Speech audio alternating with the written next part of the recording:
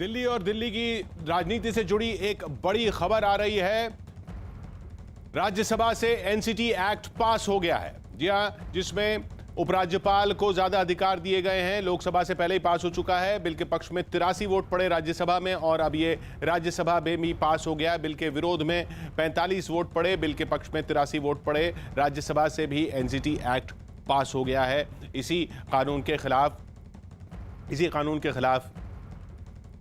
अमित पांडे हमारे साथ जुड़ रहे हैं। इसी कानून के खिलाफ आम आदमी पार्टी विरोध कर रही थी। अमित ये पास हो गया राज्यसभा से। क्या क्या हुआ राज्यसभा में? देखिए, राज्यसभा में आम आदमी पार्टी की ओर से विपक्षी पार्टी को लामबंद करने की कोशिश थी। कांग्रेस और इसके अलावा डीएमके, इसके अलावा आरजेडी, शिवसेना सांसदों को लामबंद करने की कोशिश की गई। लेकिन कुछ जो तटस्थ पार्टियां थी, जैसे बीजेडी थी और अन्य पार्टियां थे, उन्होंने वॉकआउट किया। तो नतीजा ये हुआ कि 83 जो सांसद थे, जिसमें एनडीए के घटक दल बीजेपी और अन्य दल शामिल थे, उन्होंने इसकी चर्चा के लिए उन्होंने पक्ष में वोट दिया, जबकि 45 सांसदों ने विरोध में वोट किया। जिसके बाद कांग्रेस ने वॉकआउट किया और उसके बाद यह बिल पास हो गया। अब इसका मतलब ये होगा कि जो केंद्र सरकार राष्ट्रीय राजधानी के तहत इसकी शक्तियों वाला जो ये बिल लाई थी, लोकसभा के बाद राज्यसभा में भी पारित हो गया। अब ये कानून बन गया है और अब कुछ दिन में ही इसी कानून के मुताबिक दिल्ली में जो प्रशासन है वह संचालित होगा। शुक्रिया अमित आपका। पंजाब के भवानीगढ़ से एक दिल दहला देने वाला वीडियो सामने आया। वहां एक बेकाबू ट्रैक्टर ने सड़क किनारे सब्जी खरीद रहे लोगों को जोरदार टक्कर मार दी। वो ट्रैक्टर एक मोड़ पर बेकाबू हो गया और उसने किनारे खड़े सब्जी के ठेले को जोरदार टक्कर मार दी। इससे पहले वो सब्जी वाला अपना ठेला लेकर सड़क से गुजरता दिखाई दिया। इस दौरान सड़क पर मौजूद एक आदमी किनारे खड़े होकर उससे सब्जी खरीदने लगा। इसी बीच वो ट्रैक्टर वहां पहुंचा और अंदर की तरफ मुड़ने लगा, लेकिन तभी वो बेकाबू हो गया और उसने सीधा सब्जी के ठेले को टक्कर मार दी। सब्जी वाला और उसका ग्राहक दोनों उस ट्रैक्टर की चपेट में आ गए। हादसे के बाद वहां मौजूद लोग तेजी से उधर दौड़े। इस दौरान ग्राहक को हल्की चोटें आईं और वो किसी तरह वहां से दूर हट गया, लेकिन ठेले और ट्रैक्टर के बीच में आने की वजह से सब्जी वाले की मौत हो गई। घटना की जानकारी मिलने पर पुलिस ने ट्रैक्टर के ड्राइवर पर मामला दर्ज कर कार्रवाई शुरू कर दी। सौबात की बात यह कि वैसे तो हम लोग इंसान हैं, फिर गाड़ी की स्टीयरिंग हाथ में आते ही यमदूत क्यों बन जाते हैं, ये समझ से परे है। गाड़ी एक सीमा से ज्यादा स्पीड में दौड़ेगी तो हमारे काबू से बाहर हो ही जाएगी। ट्रैक्टर ट्रॉली के साथ तो ये खतरा और भी ज्यादा होता है, क्योंकि ट्रॉली भी ट्रैक्टर को काबू में रखने में दिक्कत पैदा करती है। ये जानते हुए भी संगरूर जिले के भवानीगढ़ में ट्रैक्टर ड्राइवर पर रफ्तार का भूत सवार था। जम्मू कश्मीर के कई इलाकों में तेज बारिश और जमीन खिसकने की घटनाओं ने लोगों के सामने दोहरी चुनौती खड़ी कर दी। बारिश का सबसे ज्यादा असर श्रीनगर में पड़ा, जहां कुछ घंटों तक हुई बारिश की वजह से शहर की कई सड़कें तालाब में तब्दील हो गईं। शहर के कुछ चौराहों पर भी 1 फुट तक पानी भरा नजर आया। श्रीनगर के अमर सिंह कॉलेज से सामने आई तस्वीरों को देखकर ऐसा लगा जैसे वो कॉलेज किसी झील के बीच में बना हो। अमर सिंह कॉलेज का कैंपस पूरी तरह पानी में डूबा नजर आया। काफी सारे स्कूल जो हैं वहाँ पानी जमा हुआ है। तकरीबन इसमें 1 से 2 फीट पानी जो है इर्द गिर्द है। इस बारिश की वजह से जम्मू कश्मीर के कई इलाकों में पहाड़ खिसकने की घटनाएं भी हुई। बारामूला इलाके में पहाड़ से मलबा गिरने की वजह से लोगों का काफी नुकसान हुआ। 3-4 मकानों को बुरी तरीके से नुकसान हुआ है। पिछले 3 दिन से बंद पड़े जम्मू श्रीनगर हाईवे पर भी कुछ जगहों पर पहाड़ खिसकने की घटनाएं हुई और तमाम कोशिशों के बाद भी हाईवे को नहीं खोला जा सका। सौबात की बात है कि जम्मू को श्रीनगर से जोड़ने के 2 रास्ते हैं। एक पुराना मुगल रोड जो बर्फबारी की वजह से दिसंबर में ही बंद कर दिया गया था। दूसरा जम्मू श्रीनगर नेशनल हाईवे है, जिसको 4 लेन वाले हाईवे में तब्दील करने का काम चल रहा है। बारिश होने पर हाईवे बनाने के लिए काटे गए पहाड़ की मिट्टी खिसकने लगती है और रास्ता बंद हो जाता है। बताया गया कि लगातार 3 दिन बारिश में जम्मू श्रीनगर हाईवे पर कम से कम 10 जगह पहाड़ का मलबा गिरा, जिसे साफ करने की कोशिश जारी है। सुप्रीम कोर्ट ने मुंबई के पूर्व पुलिस कमिश्नर परमबीर सिंह की याचिका पर सुनवाई करने से इनकार कर दिया। न्यूज़ 18 के अनुराग ढांडा की रिपोर्ट है कि परमबीर सिंह ने अपने तबादले के खिलाफ सुप्रीम कोर्ट का दरवाजा खटखटाया था, लेकिन सुप्रीम कोर्ट ने उनकी याचिका पर सुनवाई नहीं की और उन्हें बॉम्बे हाई कोर्ट जाने को कहा। साथ ही इस मामले में उसने कोई निर्देश देने से भी मना कर दिया और यह फैसला हाई कोर्ट पर छोड़ दिया कि सुनवाई कब की जाए। हालांकि कोर्ट ने यह माना कि मामला गंभीर है। साथ ही अदालत ने परमबीर सिंह के वकील से यह भी पूछा कि इस मामले में संबंधित विभाग को पक्ष क्यों नहीं बनाया गया। परमबीर सिंह ने अपने तबादले को गैर कानूनी बताते हुए अपनी याचिका में महाराष्ट्र के गृह मंत्री अनिल देशमुख पर भ्रष्टाचार के आरोप लगाए थे और सीबीआई जांच की मांग की। वहीं परमबीर सिंह के चिट्ठी के मुद्दे पर महाराष्ट्र का सियासी पारा भी चढ़ा हुआ है। बीजेपी इस मामले की सीबीआई जांच की मांग कर रही है। एक दिन पहले ही उसने केंद्रीय गृह सचिव से इस मामले की शिकायत की थी और अगले ही दिन पार्टी के नेता महाराष्ट्र के राज्यपाल से मिले और उन्होंने उनके सामने यह मामला उठाया। बीजेपी ने परमबीर सिंह की चिट्ठी का हवाला देकर राज्यपाल से मांग की कि वो इस मामले में राज्य सरकार से रिपोर्ट मांगे। राज्यपाल से मिलने के बाद पार्टी नेताओं ने एक प्रेस कॉन्फ्रेंस भी की और महाराष्ट्र सरकार पर हमला किया। मूल घटना के आड़े आप भ्रष्टाचार को नहीं छिपा सकते। लेकिन शिवसेना ने बीजेपी के आरोपों पर बेफिक्री दिखाई और परमबीर सिंह की चिट्ठी पर सवाल उठा दिए। मैं ऐसे 10 लेटर दे सकता हूं जहां बीजेपी की सरकार है और वहां के बड़े अधिकारी ने इस प्रकार से लेटर मुख्यमंत्री को लिखे है, तो ये लेटर बॉम्ब जो है वो ओम फुस हो गया। कुंभ में कोरोना रिपोर्ट पर उत्तराखंड सरकार को झटका लगा। उत्तराखंड हाईकोर्ट ने राज्य सरकार का कुंभ में कोरोना रिपोर्ट से जुड़ा फैसला पलट दिया। कोर्ट ने साफ किया कि हरिद्वार कुंभ में आने वाले लोगों को अपनी नेगेटिव कोरोना रिपोर्ट दिखानी होगी। मेलाधिकारी मौके का निरीक्षण करें और उन कमियों का निराकरण करें और 30 तारीख तक इसमें रिपोर्ट फाइल करें। पेट्रोल की कीमत 18 पैसे जबकि डीजल के दाम में 17 पैसे की गिरावट दर्ज की गई। पिछले एक साल में पहली बार तेल के दाम कम हुए हैं। दक्षिणी दिल्ली के अंबेडकर नगर में एक मीट दुकानदार की हत्या कर दी गई। आरोप है कि हमलावरों ने इस दुकानदार को एक के बाद एक 23 गोलियां मारी।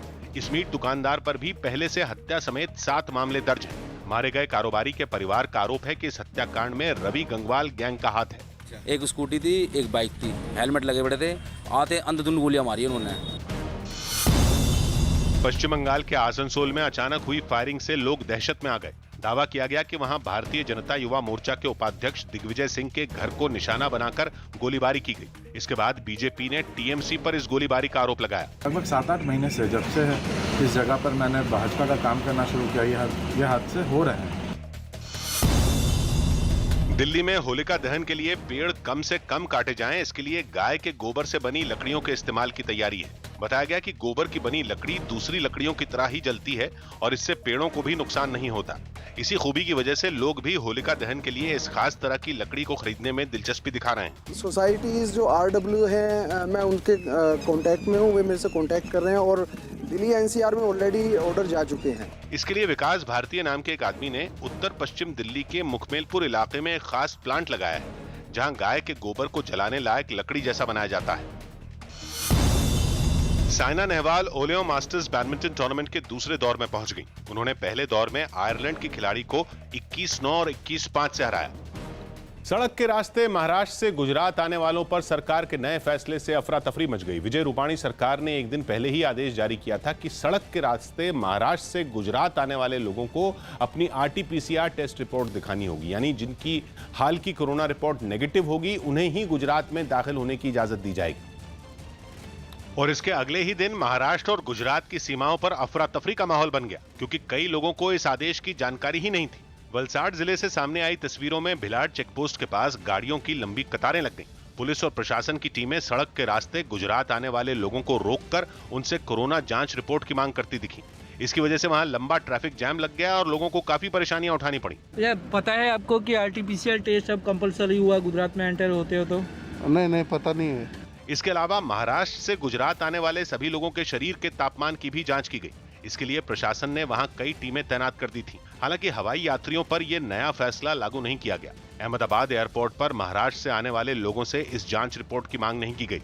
ट्रेनों से भी सफर करने वाले यात्रियों को इस तरह की परेशानी का सामना नहीं करना पड़ा।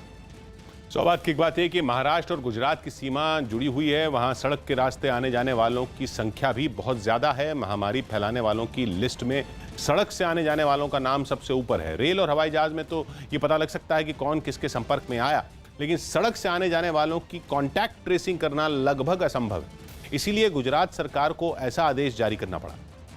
दुनिया भर में मशहूर ह्यूमनॉइड रोबोट सोफिया एक और कारनामा करके सुर्खियों में आ गई। इस बार इस रोबोट ने एक शानदार NFT आर्ट यानी एक तरह की डिजिटल आर्ट बनाई, जिसकी नीलामी होने वाली। और दावा है कि यह रिकॉर्ड बनाने वाली सोफिया दुनिया की पहली रोबोट बन गई है। सामने आई तस्वीरों में ब्रश पकड़े सोफिया रोबोट ऐसे करीने से ब्रश चलाती नजर आई जैसे कोई काबिल कलाकार हो। कोरे कागज पर रंग बिखेरकर सोफिया ने कला का कीमती नमूना बना दिया। I am excited and hope the world likes my artwork. I hope that people like my work. Sophia robot ने इटली के एक डिजिटल आर्टिस्ट की पेंटिंग्स और अपनी खुद की बनाई ड्राइंग का ऐसा खूबसूरत घालमेल किया कि कला को एक नया आयाम ही दे दिया। इसके लिए उसने अपने कैमरों से उस कलाकार की पेंटिंग्स में बने चेहरों और आकृतियों को देखा, उन्हें प्रोसेस किया और फिर अपनी आर्टिफिशियल इंटेलिजेंस लगाकर अपने स्टाइल में एक अलग ही पेंटिंग बना दी। सौभाग्य की एक बात यह कि सोफिया नाम की ये रोबोट हांगकांग की एक कंपनी ने 5 साल पहले पेश की थी। अमेरिका के कई टीवी शो में सोफिया ने किसी इंसान के जैसे ही इंटरव्यू भी दिए और संयुक्त राष्ट्र की एक एजेंसी UNDP के कार्यक्रम में मंच का संचालन भी कर चुकी। इस ह्यूमनॉइड यानी इंसान की तरह दिखने और काम करने वाले रोबोट को लगातार अपग्रेड किया जा रहा। केंद्र के ऐतराज के बाद केजरीवाल सरकार ने घर घर राशन पहुंचाने की योजना पर बड़ा फैसला लिया।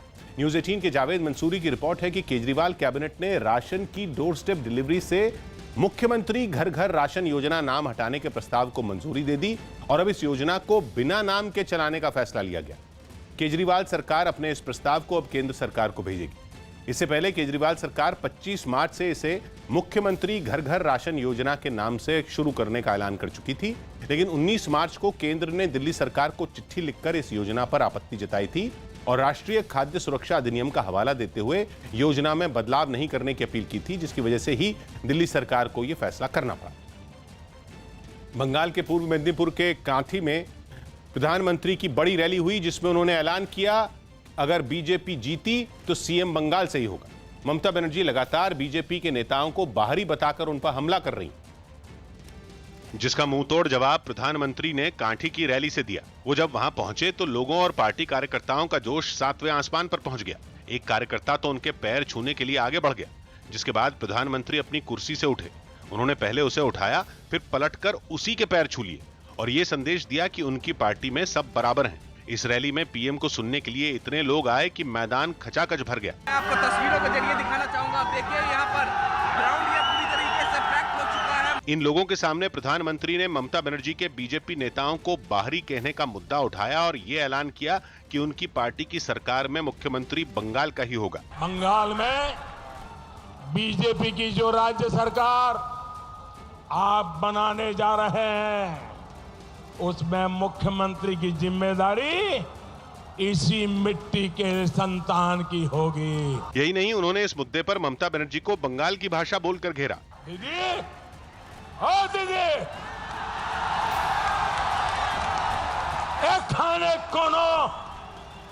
এখানে কোনো ভারতবাসী বহিরাগত নয়, সব भारत माता संतान। बंगाल में जब अमित शाह ने बीजेपी का घोषणा पत्र जारी किया था, तब टीएमसी ने बीजेपी नेताओं को पर्यटक बोलकर बाहरी और बंगाली के मुद्दे को हवा दी थी, जिसका प्रधानमंत्री ने करारा जवाब दिया। सौभाग्य की बात यह कि प्रधानमंत्री मोदी के साथ शुभेंदु अधिकारी और उनके पिता शिशिर अधिकारी भी मंच पर थे। पूर्वी मेदिनीपुर के कांठी में पीएम की यह रैली बीजेपी के लिए गेम चेंजर के तौर पर देखी जा रही है। पूर्वी मेदिनीपुर को अधिकारी परिवार का गढ़ माना जाता है। अधिकारी परिवार के समर्थक शुभेंदु को भावी मुख्यमंत्री के तौर पर देखना है और उनका जोश बढ़ाने के लिए पीएम मोदी का इतना कहना ही काफी है कि बीजेपी का मुख्यमंत्री बंगाल से ही होगा। ब्रेकिंग न्यूज दे रहे हैं अजीत सिंह। आगरा में दारोगा की गोली मारकर हत्या कर दी गई।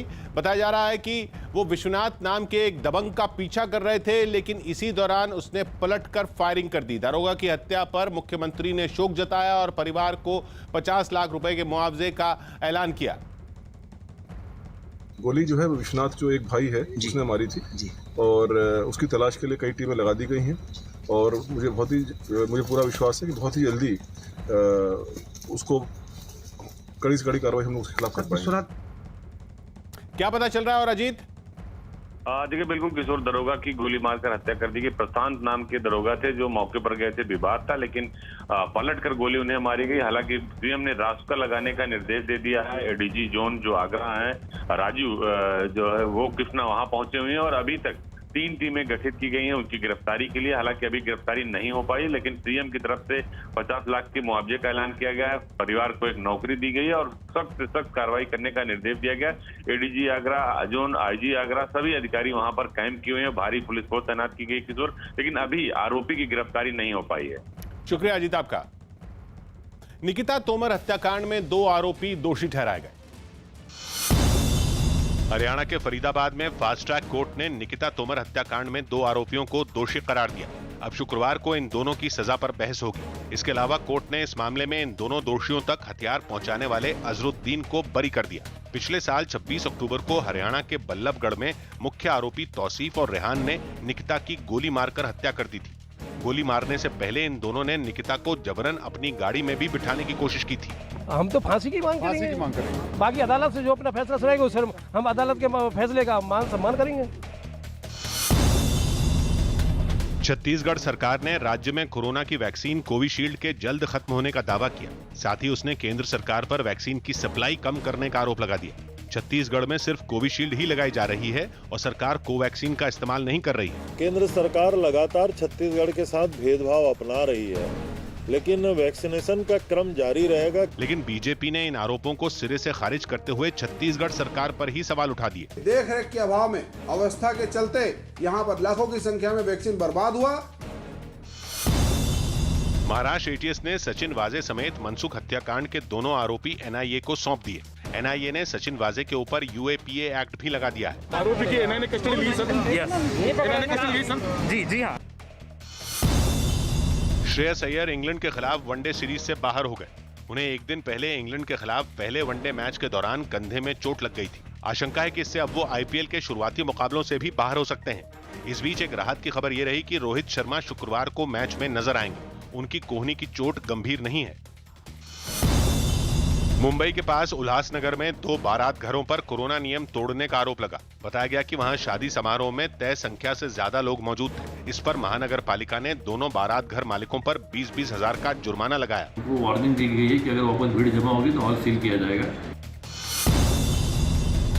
कोरोना के नए रूप के लक्षण पर मतभेद खड़ा हो गया। सूरत नगर निगम ने दावा किया कि लंदन और दक्षिण अफ्रीका से आए लोगों से फैले कोरोना में नए तरह के लक्षण हैं। पेट में दर्द है, या तो फिर डायरिया है, या तो फिर हेडेक है कि ये कोरोना भी हो सकता है। जबकि केंद्र सरकार की एजेंसी ने सूरत नगर निगम के इस दावे को सिरे से खारिज कर दिया। ये सर्ज जो हमें विभिन्न शहरों में देखने को मिल रही है, इसका कारण डायरेक्टली सिर्फ म्यूटेशन है। छत्तीसगढ़ के नारायणपुर में एक दिन पहले हुए नक्सली हमले में बड़ी साजिश का पर्दाफाश हुआ, जिसमें पता चला कि नई तकनीक की वजह से ही नक्सलियों का लगाया बम पकड़ में नहीं आ पाया था। उस नक्सली हमले में छत्तीसगढ़ पुलिस के 5 जवान शहीद हुए थे, जिन्हें निशाना बनाने के लिए नक्सलियों ने करीब 50 किलो आईईडी का इस्तेमाल किया था। वो धमाका इतना जोरदार था कि जवानों से भरी बस वहां बन रहे एक पुल से नीचे जा गिरी। ये खबर भी सामने आई कि हमले के लिए लगाए गए बम को जवानों की नजर से बचाने के लिए नक्सलियों ने नई तकनीक का इस्तेमाल किया। यहाँ पे जो नक्सलियों ने बम लगाया था वो नहीं मिल पाया था। उसकी वजह है इस कार्बन से नक्सलियों ने पूरे वायर को कोट कर दिया था। बम के तार कार्बन पेपर से लपेटे होने की वजह से वो मेटल डिटेक्टर की पकड़ में नहीं आया और नक्सली अपने मंसूबे में कामयाब हो गए। इस हमले में शहीद हुए 5 जवानों को नारायणपुर में पूरे सम्मान के साथ अंतिम विदाई दी गई। इस हमले से 6 दिन पहले नक्सलियों ने राज्य सरकार के साथ चर्चा के लिए एक चिट्ठी लिखी थी, जिसे उन्हीं की रणनीति का हिस्सा माना गया। ध्यान भटकाने के लिए आप सब लोगों ने देखा होगा, पत्र की बात हुई थी। इस हमले में 12 जवान घायल हुए थे, जिनमें 2 की हालत गंभीर बताई गई। सौभाग्य की बात है कि नारायणपुर छत्तीसगढ़ के उन आधा दर्जन जिलों में एक है जहां नक्सलियों और माओवादियों ने सरकार और वहां के आदिवासी समुदाय की नाक में दम कर रखा है। उनके सफाई के लिए सरकार वहां पुलिस कैंप खोलने में जुटी है। माना जा रहा है कि उसी से बौखलाए नक्सलियों ने छत्तीसगढ़ पुलिस के डीआरजी यानी डिस्ट्रिक्ट रिजर्व गार्ड के काफिले पर पूरी तैयारी के बाद घात लगाकर हमला किया। कोरोना से बुरी तरह जूझ रहे ब्राजील में 24 घंटे में 3000 से ज्यादा लोगों की महामारी से मौत हो गई। दावा है कि कोरोना का प्रकोप शुरू होने के बाद से वहां एक दिन में इतनी बड़ी संख्या में लोगों ने अपनी जान गंवाई, जिसकी वजह से कब्रिस्तानों में शवों को दफनाने का संकट खड़ा हो गया। साओ पाउलो में कोरोना से मरने वाले लोगों के लिए अलग से बनाए गए एक विशाल कब्रिस्तान में सिर्फ 24 घंटे में इतनी बड़ी तादाद में शव पहुंचे, जिन्हें दफनाने में कर्मचारियों के पसीने छूट गए। लगातार बढ़ रहे मरीजों की वजह से ब्राजील के अस्पताल बेहद दबाव में हैं। वहां कोरोना से अब तक लगभग 3 लाख लोगों की मौत हो चुकी है। सौभाग्य की बात है कि अमेरिका के बाद कोरोना से सबसे ज्यादा मौतें ब्राजील में हुई हैं। वहां के लोग अपनी सरकार को निकम्मा बता रहे हैं। लोग इस बात पर भी भड़के हुए हैं कि वहां मरीजों के लिए अस्पताल में बेड और मरने वालों के लिए कब्रिस्तान में जगह कम पड़ चुकी है। फिर भी ब्राजील के राष्ट्रपति सपना दिखा रहे हैं कि बहुत जल्द सबकी जिंदगी सामान्य हो जाएगी। ब्राजील के लोगों ने अपने राष्ट्रपति को अब झूठा और हत्यारा कहना शुरू कर दिया। उत्तर प्रदेश के बुलंदशहर गैंगरेप केस के सभी गुनाहगारों को फांसी की सजा सुनाई गई। न्यूज़ 18 के अजीत सिंह की रिपोर्ट है कि पॉक्सो एक्ट ने इस गैंगरेप के तीनों दोषियों के लिए फांसी की सजा तय की।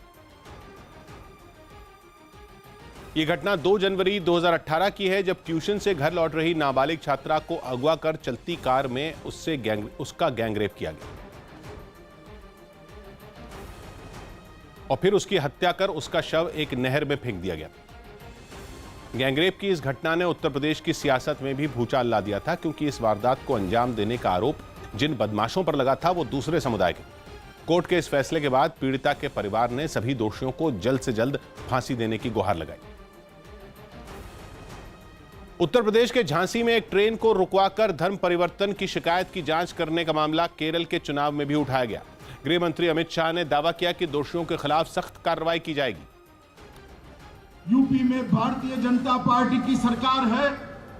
केरल के किसी भी नागरिक को चिंता करने की जरूरत नहीं है। जो भी आरोपी है, जिन्होंने भी ये किया है, उनको कानून के हवाले जल्द से जल्द करने का काम भारतीय जनता पार्टी की सरकार करेगी। ये मामला 19 मार्च का है, जब उत्कल एक्सप्रेस में सवार होकर दिल्ली से ओडिशा जा रही 2 नन और 2 छात्राओं की जांच के लिए ट्रेन को रुकवा दिया गया था, जिसकी वजह धर्म परिवर्तन से जुड़ी शिकायत बनी। पुलिस के मुताबिक बीजेपी के छात्र संगठन एबीवीपी से जुड़े कुछ लोग ट्रेन की उसी बोगी में यात्रा कर रहे थे जिस बोगी में दोनों नन सवार थे। एबीवीपी से जुड़े लोगों ने धर्म परिवर्तन के मामले का शक होने पर पुलिस को खबर दी थी।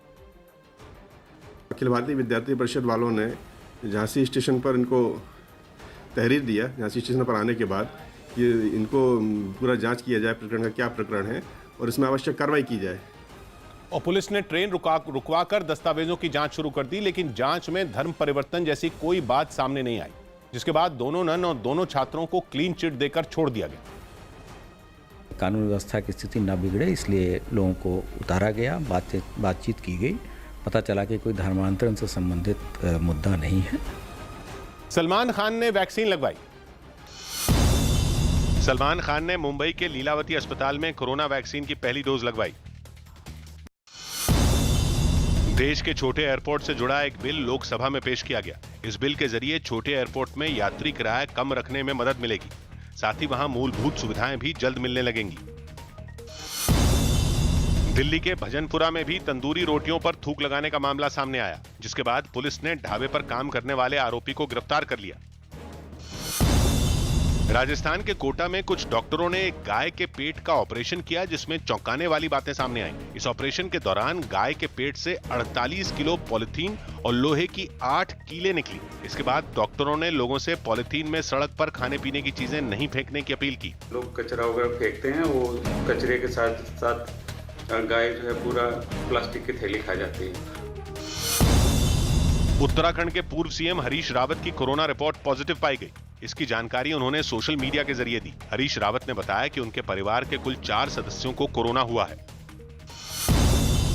फ्रांस की पूर्व स्नोबोर्डर जूली फमोगल्स्की की बर्फीले तूफान में मौत हो गई। वो 40 साल की थीं और ओलंपिक्स में भी हिस्सा ले चुकी थी। प्रधानमंत्री नरेंद्र मोदी ने असम के शिवझार में एक चुनावी रैली के दौरान कांग्रेस पर जमकर निशाना साधा। प्रधानमंत्री वहां बीजेपी उम्मीदवार परमानंद राजवंशी के लिए चुनाव प्रचार करने पहुंचे, जहां उन्होंने कांग्रेस पर बंटवारे की राजनीति करने का आरोप लगाया। उन्होंने कई दूसरे मुद्दों पर भी कांग्रेस को घेरा। उनकी इस रैली में हजारों लोगों की भीड़ जुटी। बड़ी संख्या में महिलाएं भी प्रधानमंत्री की इस रैली में शामिल हुई। प्रधानमंत्री ने साफ कहा कि कांग्रेस बांटने की राजनीति करती है और असम में एक बार फिर से बंटवारा, सांप्रदायिकता की राजनीति आएगी अगर कांग्रेस लौटेगी।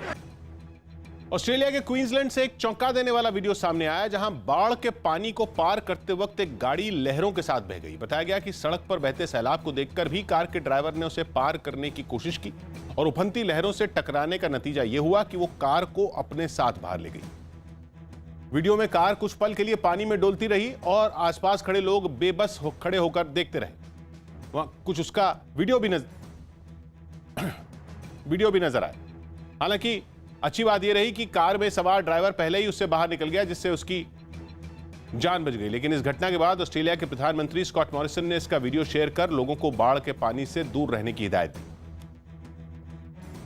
डिजिटल प्लेटफॉर्म पर बड़ी कामयाबी हासिल करते हुए न्यूज 18 इंडिया की वेबसाइट ने आज तक की वेबसाइट को पीछे छोड़ दिया। कॉमस्कोर मोबाइल रैंकिंग के फरवरी के आंकड़ों के मुताबिक न्यूज 18 इंडिया की वेबसाइट news18hindi.com पर 5 करोड़ 43 लाख यूनिक विजिटर आए, यानी करीब 5.5 करोड़ अलग अलग लोग न्यूज 18 इंडिया की वेबसाइट पर पहुंचे, जबकि आज तक की वेबसाइट पर पहुंचने वालों की गिनती 5 करोड़ 35 लाख रही। एबीपी लाइव हिंदी की वेबसाइट पर 4 करोड़ 85 लाख लोग पहुंचे, जबकि जी न्यूज हिंदी वेबसाइट पर करीब 4.25 करोड़ लोग पहुंचे। इन 5 करोड़ 43 लाख लोगों के साथ news18hindi.com सबसे ज्यादा पाठकों वाली नॉन न्यूज़पेपर वेबसाइट बन गई। विराट वनडे रैंकिंग में चौथे नंबर पर पहुंच गए। विराट कोहली आईसीसी की वनडे रैंकिंग में एक स्थान ऊपर चौथे नंबर पर पहुंच गए, जबकि केएल राहुल को एक पायदान का नुकसान हुआ और अब वो 5वें नंबर पर हैं। मुंबई पुलिस ने बिना मास्क घूमने वालों से वसूली गई जुर्माने की रकम पर एक बड़ा फैसला लिया। जुर्माने की यह आधी रकम कोरोना काल में शहीद हुए पुलिस वालों के परिवारों को दी जाएगी। करीब 2 लाख लोगों के ऊपर फाइन की कार्रवाई हुई है, तो फिर पर फाइन 200 रुपीज है, तो फिर अराउंड 4 करोड़ इतना फाइन अब तक कलेक्ट किया गया है। श्रीलंका मामले में डीएमके, कांग्रेस और तमिलनाडु के कुछ दूसरे दलों ने केंद्र सरकार के रवैये पर सवाल उठाए। एक दिन पहले संयुक्त राष्ट्र मानवाधिकार परिषद में श्रीलंका के खिलाफ एक प्रस्ताव पेश हुआ था। हालांकि भारत इस प्रस्ताव पर वोटिंग के दौरान गैर हाजिर रहा था। इस प्रस्ताव में श्रीलंका पर मानवाधिकार उल्लंघन करने का आरोप लगाया गया था। फिर वोटिंग के बाद यूएन में इसे मंजूर कर लिया गया। गुजरात में बढ़ते कोरोना खतरे की वजह से सूरत से कई प्रवासी मजदूर फिर अपने गांवों को लौटने लगे हैं। इन मजदूरों को वहां लॉकडाउन लगने का डर सता रहा है। ऐसे में वहां बीजेपी के कुछ पार्षद इन लोगों के बीच पहुंचे और उन्हें लॉकडाउन नहीं लगने का भरोसा दिया। ये जो ट्रेवल्स वाले हैं, इनका कुछ लोगों को इन्होंने डराया है कि अगर आप 25 तारीख के पहले गांव नहीं चले जाते हो तो लॉकडाउन हो जाएगा। प्रशांत किशोर ने पंजाब में पहली बार चुनाव जीते कांग्रेस के विधायकों से चंडीगढ़ में मुलाकात की। इस बैठक में उन्होंने 37 विधायकों से उनके विधानसभा क्षेत्र के मुद्दों पर चर्चा की। अगले साल पंजाब में विधानसभा चुनाव होने हैं, ऐसे में इस मुलाकात को उसी की तैयारी से जोड़कर देखा जा रहा है। प्रशांत किशोर पंजाब के सीएम अमरिंदर सिंह के राजनीतिक और चुनावी रणनीतिकार हैं और ये मुलाकात उन्हीं के सरकारी आवास पर हुई। बेल्जियम में कोरोना के मामले बढ़ने पर 4 हफ्तों तक सख्त लॉकडाउन लगाने का ऐलान किया गया। ये फैसला शनिवार से लागू होगा। तुर्की के इस्तांबुल में मौसम ने ऐसी करवट ली कि वहां मार्च के महीने में जब पारा बढ़ने लगता है तब आसमान से बर्फ गिरने लगी। इतनी जोरदार बर्फबारी हुई कि गाड़ियों की रफ्तार धीमी पड़ गई। बताया गया कि साइबेरिया से आई ठंडी हवाओं की वजह से तुर्की में मौसम का मिजाज बदल गया और इस्तांबुल के अलावा उसके कुछ दूसरे शहरों में भी बर्फबारी होने लगी। हालांकि उम्मीद जताई जा रही है कि आफत की यह बर्फबारी भी गर्मी में इस्तांबुल के लिए सौगात साबित होगी, क्योंकि इससे वहां बांधों में पानी का स्तर बढ़ जाएगा। पश्चिम बंगाल में असदुद्दीन ओवैसी की पार्टी एआईएमआईएम विधानसभा चुनाव शुरू होने से पहले ही सिमटती दिख रही है। न्यूज 18 के अरुण कुमार सिंह की रिपोर्ट है कि ओवैसी की पार्टी बंगाल में केवल 5 से 10 सीटों पर ही चुनाव लड़ सकती है। ये सीटें मुर्शिदाबाद और मालदा जिलों की होने की खबर है, जहां एमआईएम चुनाव लड़ेगी। ओवैसी 27 मार्च को बंगाल पहुंचने वाले हैं, जहां वो रैली भी करेंगे और अपने उम्मीदवारों का ऐलान भी करेंगे। मुर्शिदाबाद और मालदा की जिन सीटों पर एआईएमआईएम के चुनाव लड़ने का अनुमान है, वहां मुस्लिम आबादी करीब 50%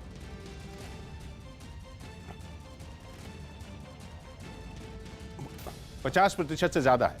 इससे पहले ओवैसी जब बंगाल पहुंचे थे तो उन्होंने पीरजादा अब्बास सिद्दीकी के साथ गठबंधन का ऐलान कर दिया था, लेकिन बाद में पीरजादा अब्बास सिद्दीकी ने कांग्रेस और लेफ्ट का हाथ थामकर ओवैसी को बड़ा झटका दिया।